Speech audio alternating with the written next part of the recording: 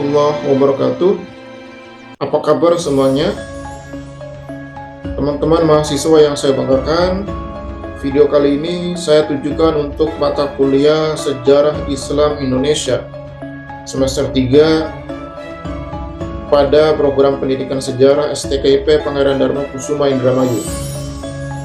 Nah, pada materi sebelumnya kita sudah mengupas tentang munculnya kerajaan Islam yang berada di Sumatera. Misalkan ada kerajaan Perlak, ada kerajaan Samudra Pasai, ada kerajaan Aceh, kemudian ada kerajaan Delhi, kerajaan Siak, kerajaan Palembang. Kemudian di Jawanya ada kerajaan Demak, kerajaan Banten, Cirebon, Pajang, ataupun Mataram Islam. Nah, pada video ini kita akan mengupas dua pulau, yaitu Kalimantan dan Sulawesi. Untuk Pulau Kalimantan, yang akan kita kupas adalah yang pertama Kerajaan Banjar, kemudian Kerajaan Kutawaringin, dan Kerajaan Kutai Kartanegara. Dan untuk Pulau Sulawesi, kerajaan yang akan kita bahas yaitu Kerajaan Goa dan Talo, Kerajaan Bone, dan Kerajaan Buton. Untuk sumber literatur yang mungkin teman-teman bisa cari, teman-teman bisa bandingkan, yaitu buku Sejarah Nasional Indonesia yang ditulis oleh Nugroho Noto Susanto dan kawan-kawan. Kalau tidak salah berada di jilid yang ketiga.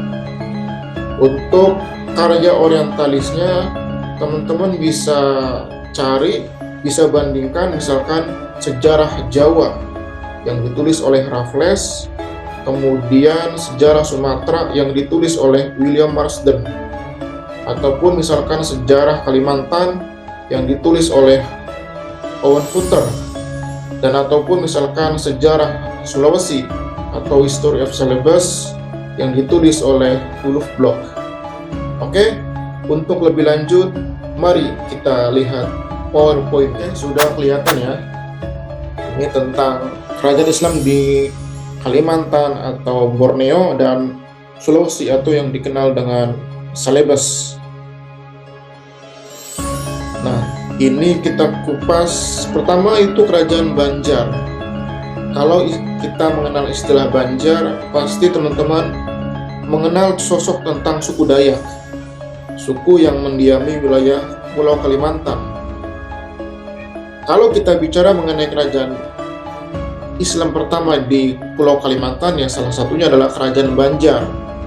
Asal-muasalnya kerajaan Banjar ini adalah kerajaan Hindu. Pada waktu itu nama kerajaannya adalah Kerajaan Daha dan Kerajaan Dipa. Nah, sekitar tahun 1520 itu terjadi perselisihan antara Pangeran Samudra dengan penguasa Kerajaan Daha. Nah, pada waktu itu Pangeran Samudra meminta bantuan kepada Demak untuk mengalahkan Kerajaan Daha, tetapi Kerajaan Demak memberikan sebuah syarat, yakni mau membantu untuk mengalahkan Kerajaan Daha, tetapi Pangeran Samudra harus masuk Islam. Persyaratan itu akhirnya dipenuhi, dan dengan kemenangan yang dimenangkan oleh Pangeran Samudra, maka Pangeran Samudra berganti nama menjadi Pangeran Suryanullah atau Sultan Syariansah. Kerajaan ini nantinya runtuh di tahun 1905. Raja terakhirnya adalah Sultan Muhammad Seman bin Antasari. Nah, ini tentang wilayah kekuasaan Kerajaan Banjar. Teman-teman mungkin bisa lihat yang warna coklat kehitaman. Ini adalah peta kekuasaan Kerajaan Banjar. Untuk konteks sekarang, yang teman-teman lihat ini wilayah Kerajaan Banjar ini meliputi Kalimantan Selatan yang berada di paling bawah dan Kalimantan Tengah yang nantinya Kalimantan Tengah juga nantinya dilebur menjadi Kalimantan Utara nanti pada masa Presiden Jokowi seperti itu. Oke, kita lanjut. Ini beberapa nama-nama raja yang bisa teman-teman lihat, mulai dari Sultan Suryansah sampai Sultan Musta'in Billah. Kemudian tentang mata pencarian masyarakat pada waktu itu, kebanyakan mayoritas adalah pertanian. Ini tidak akan kita bahas, biar teman-teman bisa membandingkannya. Untuk lapisan seperti biasa, ada lapisan penguasa, lapisan pejabat, lapisan rakyat biasa, dan lapisan golongan bawah. Ini kasta pada masyarakat Banjar. Ini mungkin hampir serupa dengan kondisi masyarakat Indonesia pada masa zaman Hindu-Buddha. Misalkan kalau masa Hindu atau Buddha itu terdapat 4 golongan atau 4 kasta. Kasta yang paling tinggi adalah kasta Brahmana, kasta Satria, kasta Waisya, dan kasta Sudra. Ini tidak mengalami pergeseran seperti itu. Kemudian selanjutnya pemerintahan juga tidak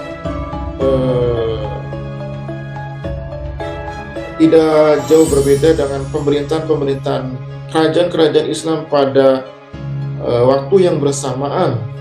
Misalkan kerajaan Kutai Kartanegara, kerajaan Samudra Pasai, ataupun kerajaan Demak, hampir memiliki kesamaan. Kita tidak akan bicara panjang lebar tentang pemerintahan. Langsung saja ke kisah heroik Pangeran Antasari. Pangeran Antasari merupakan pahlawan nasional. Ini sudah diabadikan di uang pecahan 10.000 yang berwarna merah. Bagaimana Pangeran Antasari merupakan simbol perjuangan masyarakat Banjar dalam mengusir kolonial Belanda di tanah Kalimantan Selatan. Walaupun nantinya Pangeran Antasari ini mengalami kekalahan, tapi perjuangan ini perlu diapresiasi, perlu diceritakan kepada generasi muda bahwa dalam menjaga tanah air, Khubulwatun Minal Iman merupakan salah satu poin dalam menjaga wilayah NKRI dari serangan musuh. Oke, itu sekilas tentang Kerajaan Banjar. Jadi intinya Kerajaan Banjar itu didirikan pada sekitar abad ke-13 dan runtuh di abad awal ke-20, tepatnya di 1905 Masehi. Nah, kerajaan berikutnya yang akan kita bahas adalah Kerajaan Kota Waringin. Kerajaan ini berada di Kalimantan Tengah. Kerajaan ini didirikan oleh Pangeran Adipati Antakusuma, putra Raja Banjar, di sekitar tahun 1650. Jadi kurun waktunya kurang lebih sekitar 2 abad setelah Kerajaan Banjar itu berdiri. Pusatnya itu berada di Lamandau. Lamandau kemungkinan sekitar Kota Waringin sekarang. Nah, kenapa Kerajaan Kota Waringin ini tidak terkenal seperti Kerajaan Banjar ataupun Kerajaan Kutai Kartanegara? Karena bukti fisiknya ataupun peninggalannya tidak bisa ditemukan, sehingga kerajaan ini secara eksistensi, secara narasi sangat sulit untuk diceritakan kepada anak generasi sekarang. Berbeda misalkan dengan Kerajaan Banjar ataupun Kerajaan Kutai Kartanegara. Nah, tadi yang saya sudah jelaskan, kerajaan ini awalnya berada di bawah kekuasaan Kerajaan Banjar. Namun yang membedakan dengan Kerajaan Banjar, walaupun posisinya berada di bawah kekuasaan Banjar, tapi mereka menggunakan istilah sultan dalam penyebutan gelar raja. Nah, ini sama dengan Kerajaan Banjar.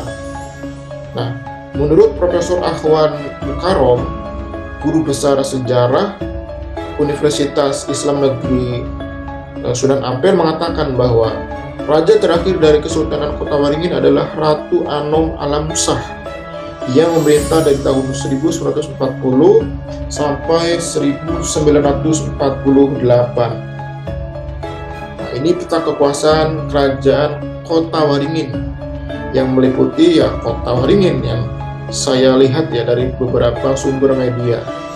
Jadi wilayahnya kalau konteks sekarang wilayah sekitar Kalimantan Tengah.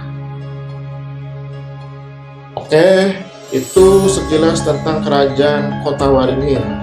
Kemudian berikutnya adalah Kerajaan Kutai Kartanegara.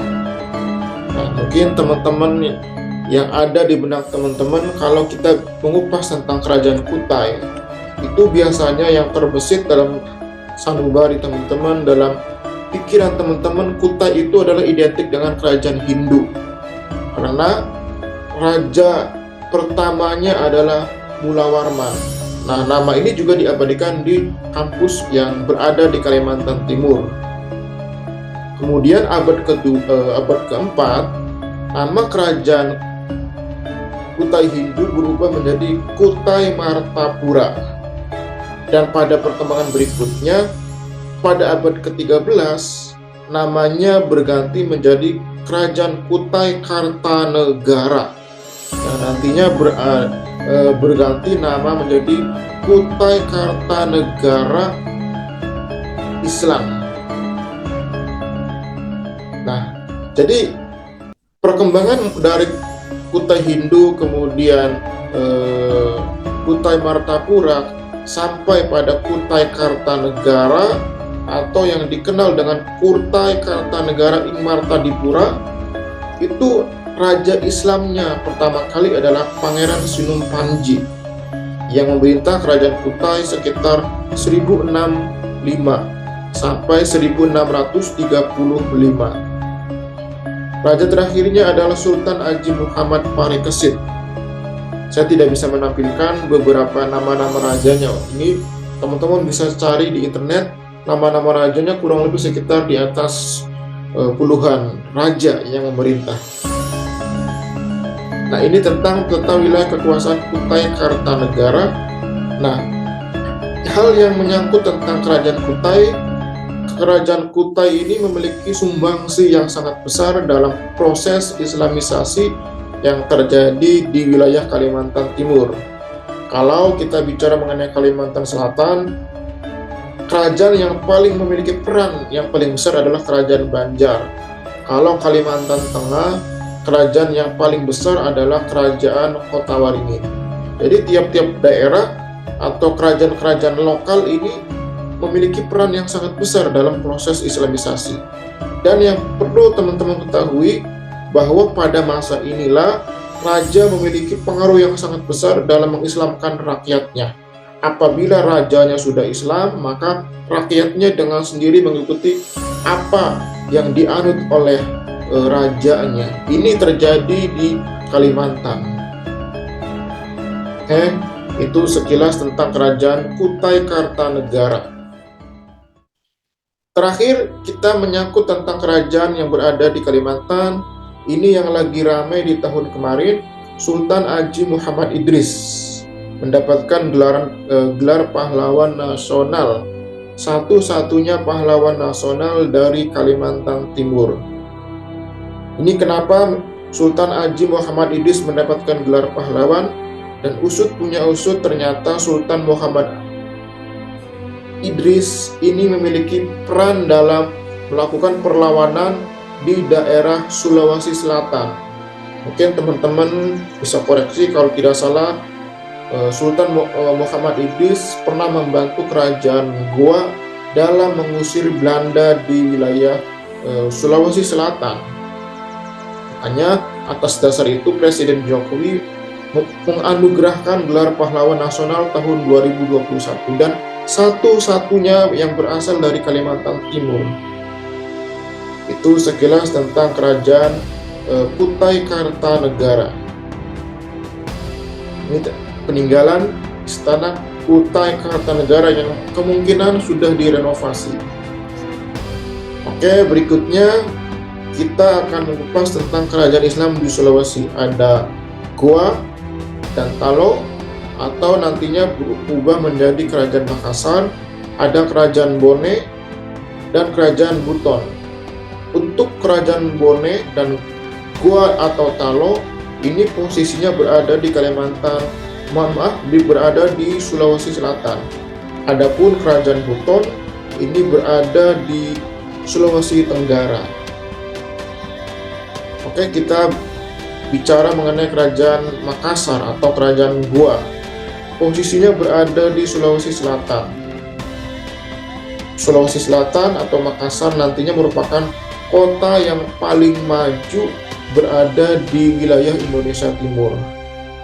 Nah, kota Makassar nantinya ini mengalami perkembangan yang sangat pesat, terutama ketika Malaka dikuasai oleh Portugis. Selain dampak daripada Malaka dikuasai oleh Portugis itu, Banten juga mengalami kemajuan yang sangat pesat karena dengan dikuasainya Malaka oleh Portugis, maka jalur perdagangan mengalami pergeseran yang awalnya dari Filipina, dari Cina, larinya langsung ke Selat Malaka, itu nantinya melintasi Makassar, Pulau Sulawesi, kemudian bergeser ke Banten, langsung ke Samudra Hindia, dan nantinya langsung masuk ke wilayah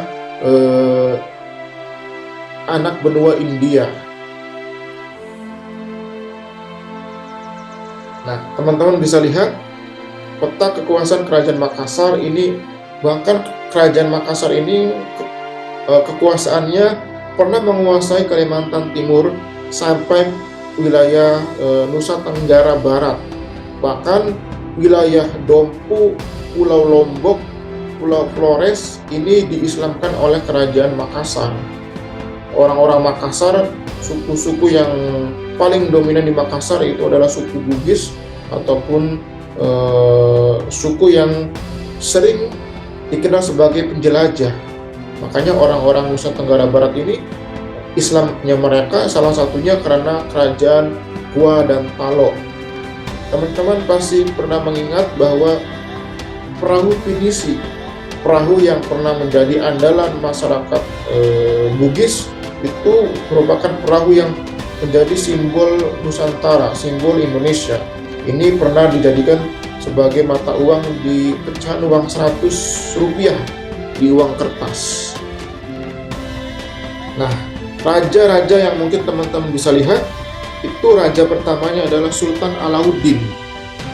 Nama Sultan Alauddin sendiri nantinya ini diabadikan sebagai kampus negeri di Makassar, yaitu UIN Alauddin Makassar. Kemudian raja yang paling terkenalnya adalah Sultan Hasanuddin.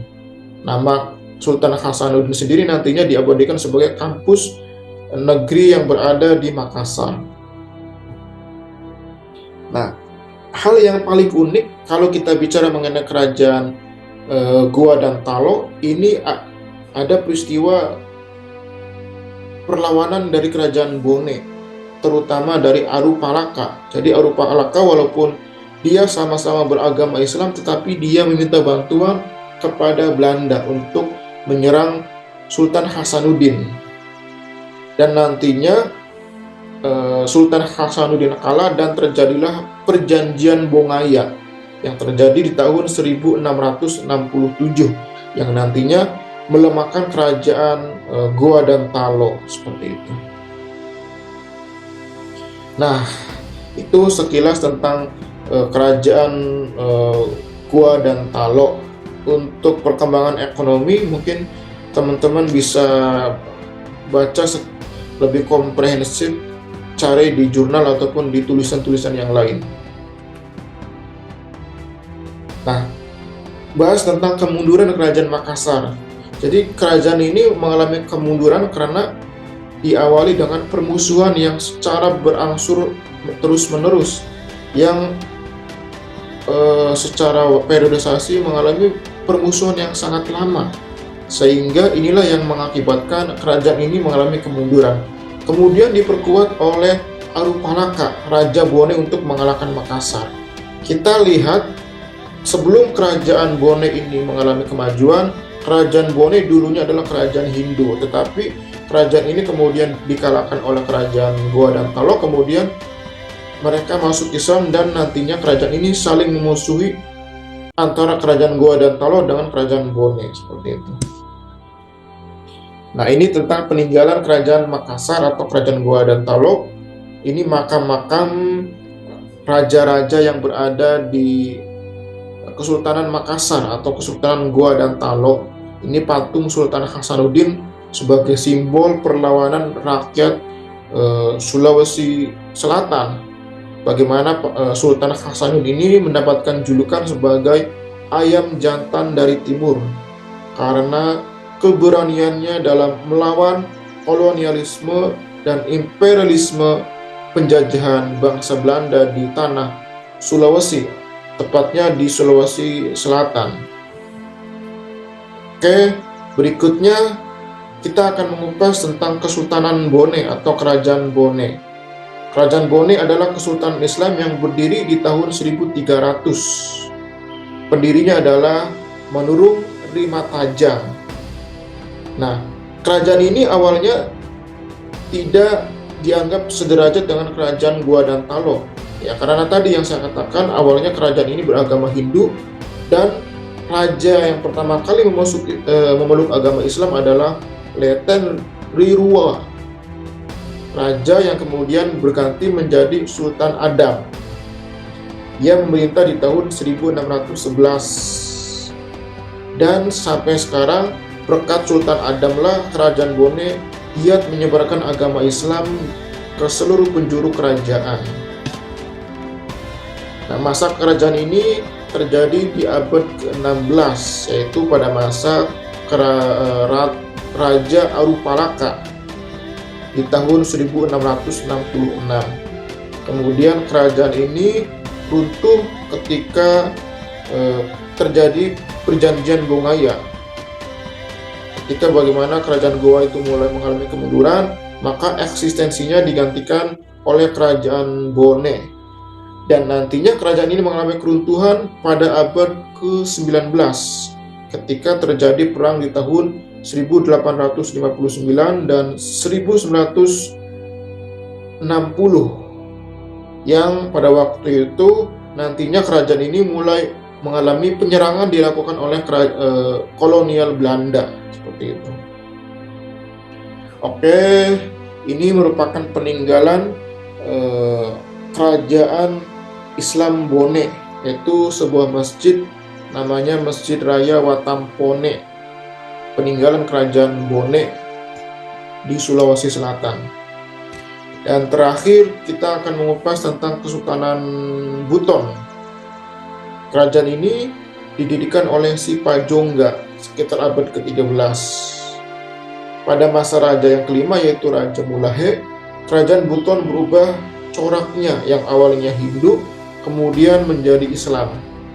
Nantinya kerajaan ini punya peran yang sangat besar dalam Islamisasi di wilayah Sulawesi Tenggara. Kalau tadi kerajaan Goa dan Talo ataupun Bone punya peran dalam Islamisasi di Sulawesi Selatan, sedangkan Buton punya peran Islamisasi di wilayah Sulawesi Tenggara. Yang sekarang kota yang paling besar di Sulawesi Tenggara adalah kota Kendari. Nah, kerajaan ini nantinya diintegrasikan pada masa Presiden Soekarno di tahun 1950. Bagaimana Soekarno mengajak Raja Goa dan Talo ataupun Raja Bone dan Raja Buton untuk berintegrasi dengan Indonesia dan akhirnya mereka bergabung dengan NKRI. Ini peta kekuasaannya, teman-teman bisa lihat yang warna ungu, warna pink yang paling bawah adalah Kabupaten Buton sekarang. Oke, itulah sekilas tentang munculnya kerajaan Islam di Kalimantan atau yang dikenal dengan Borneo, dan kerajaan Islam yang berada di Sulawesi atau yang dikenal dengan Celebes. Yakni misalkan kalau di Kalimantan ada kerajaan Banjar, ada kerajaan Kota Waringin, dan ada kerajaan Kutai Kartanegara. 3 kerajaan itu. Kalau di Sulawesinya ada kerajaan Goa dan Talo, kerajaan Bone, dan kerajaan Buton. Oke, itu sekilas tentang kerajaan di Kalimantan dan Sulawesi. Mudah-mudahan video ini bisa memberikan informasi, bisa memberikan manfaat sebesar-besarnya tentang nilai-nilai sejarah Islam pada masa munculnya agama Islam di Kalimantan ataupun Sulawesi. Terima kasih atas perhatiannya. Wallahul muwaffiq ila aqwamit thoriq. Wassalamualaikum warahmatullahi wabarakatuh.